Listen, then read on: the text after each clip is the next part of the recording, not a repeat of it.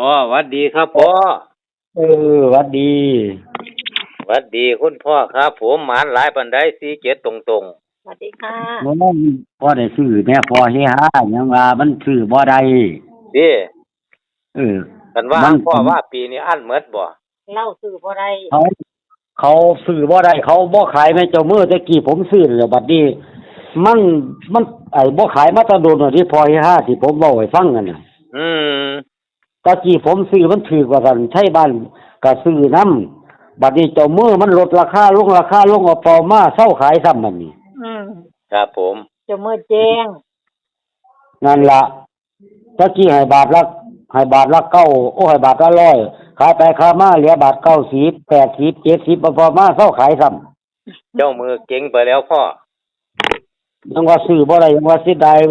คิดได้ใจมื้อคืนนี่เนาะโอ้ยสิบอกปล่อย5ไปแล้วว่า97นั่นแหม่โอ้ยจังได๋มาออก87เลยบัดนี้แม่เนาะเสียดายจังแต่ว่าเขา47อยู่ดอกตรงๆนะพ่อเข้าอยู่แต่ว่าเลขฝันนี่ที่หลุดแต้มหนึงมันสิได้ทั้งบนทั้งล่างคุณพ่อเราเสียดายเสียฝันดายว่าได้กินลาบนี่แน่นอนเนาะพ่อฝันว่าได้กินลาบฝันว่าได้กินลาบแหม่เขาเอาเนี่ยมาให้ใส่ถ้วยว่าแม่โอ้ยสันดอกครับอืมปูปูว่าปีก็สิยิ้มตุ้ยๆเนาะยิ้มจ้อยๆปล่อยไปแล้วคลิปเรา ผมผมบ่เว้าดอกของเพิ่นบ่ถือเพิ่นโทรมาหาผมอยู่ว่าว่าโอ้ยบ่ถือดอกไอ้พ่อว่าซั่นจังไดจังสิถือเนาะอยากได้สูตรอยากได้สูตรดำพอว่าปีว่าซั่นครับผมเลยเอาให้สูตรแรกอันนี้ไอ้ปล่อย5เอาไปให้ปล่อยนั่นครับผมนั่นล่ะโอ้แสดงว่าปรึกษากันได้ตอนนี้3ว่าปีนี่ผมเอาสูตรให้เพิ่นนี่นั่นน่ะโอ้ปะทะกันเบิ่งดูบาดนี่ปล่อยไว้เลยเด้อทั้งเราแต่ว่าเลขมันตัวเดียวกันแหละแต่ว่าผู้ใดสิจับสิตรงบ่ตรงน่ะนะพอเฮียผมเอาขึ้นอยู่กับการจับคู่ไปอยู่กับการจับคู่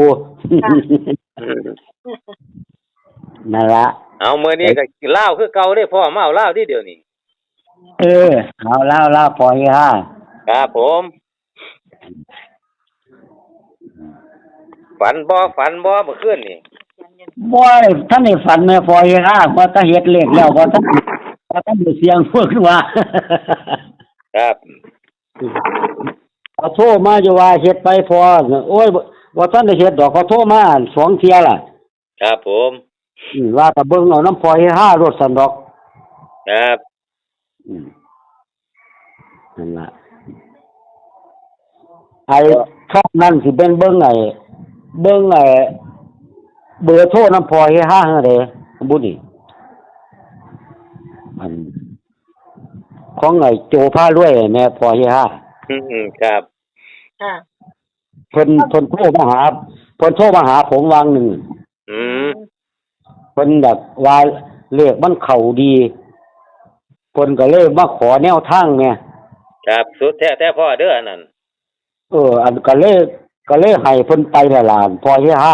จ้าครับก็เป็นอย่างนั้นพ่อแบ่งปันตัวว่าเลยมาเอาไปแบ่งปันพอบ่ได้แพงดอกสะดอกจ้าครับนั่นล่ะครับเลข5น้อยนั่นล่ะแกเอาไปนั่นน่ะครับช่องใดก็พ่อไอ้โจพารวยไงค่ะเอาขึ้นอยู่กับพ่อนั่นล่ะสิให้ไปก็บ่เป็นหยังก็เลยพอได้ว่าติดอยู่กับพ่อเองว่าพอบ่ได้แพงดอกเป็นสะพานบุญไปสะดอกครับผมทางช่องเพิ่นออกก่อนแล้วเพิ่นก็บ่ได้แพงดอกอันผมก็เลยว่าพอย5เพิ่นก็สิบ่ว่าดอกติกับแม่รัฐมันนี่สะดอกพอก็เอาไปเป็นแนวเอาไปเป็นบุญเป็นทานเบิ่งสะดอกหนทางสะดอกครับเพิ่นบาจาพอซั่นคนสกลนครนี่ว่าซั่นครับผมนั่นล่ะเอาพ่อมื้อนี้มีจังได๋บาดนี้เว้าสู่ FC ฟังแหน่พ่อบาดนี้มื้อนี้วิ่งไง3ตัวก่อนดูพ่อ3ตัวก่อนมีบ่หรือบ่มีก็บ่ต้องให้3ตัวบ่มีแล้วพอย5ผมบ่เฮ็ดดอกบ่มีเอาแต่2ตัวเน้นๆไปนี่ล่ะพ่อครับไอ้วิ่ง4กับ7เด้อพอย5วิ่งวิ่ง7ครับจับคู่มี4 2 4 3 4 5 4 2 3 45ครับแล้วก็46 46 73โชค72 73 72 73มีจักครูพ่อซ้ำเก่าพอยห้าเก้าบ่หือ12โอ้12ชุดเต็มสูตรเต็มเลยครับ75 76แล้วนะ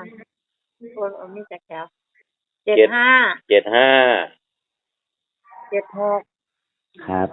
72เอาละแม่นบ่ครับวันนี้ก็82 83 85 82 83 85ครับ86นั่นแหละตัวสุดท้ายพอยห้า86ครับนี่12คู่12หางขีดเส้นใต้วันนี้พ่อขีดเส้นใต้มีเกต3 75 73 75 42 43 42 43ก็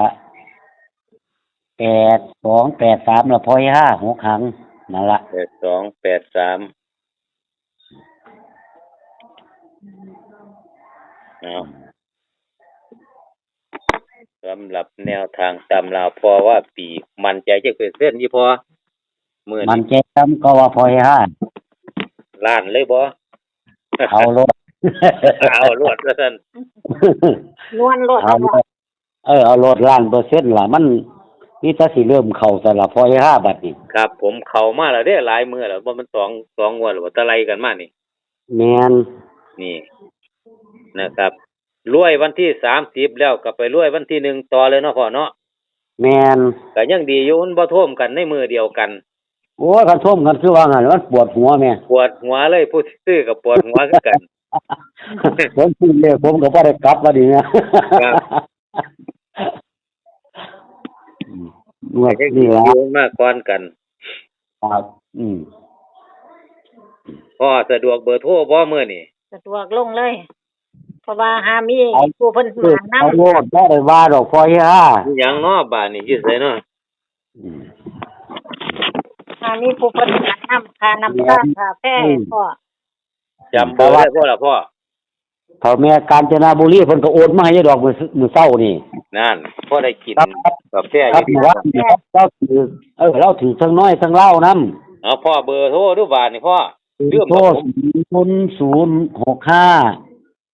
065 356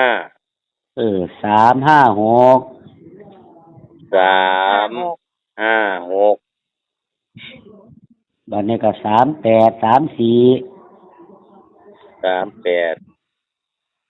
34 ตัวเน้นพอดีตัวเน้นพอดีเลย34พอถ่ายคลิปแล้วพ่อบัดนี้งวดนี้ก็ให้ FC เบิ่งเอาเด้อพิจารณาเอาว่าหั่นก็ได้อยู่ดอกงวดนี้ก็ให้เบิ่งเอาเข้ากับเลขนั่นจับคู่กับอาจารย์ใดก็ให้ FC พิจารณาเอาให้มีเงินมีทองกับส่องพอเฮฮาเด้อกับแม่รัตมานี่เด้อทุกผู้ทุกคนครับพ่อครับขอบคุณหลายๆครับพ่อขอบคุณครับพ่อครับมันเด้อจ้ะมันมาละแม่รัตมานี่มืออื่นเนี่ย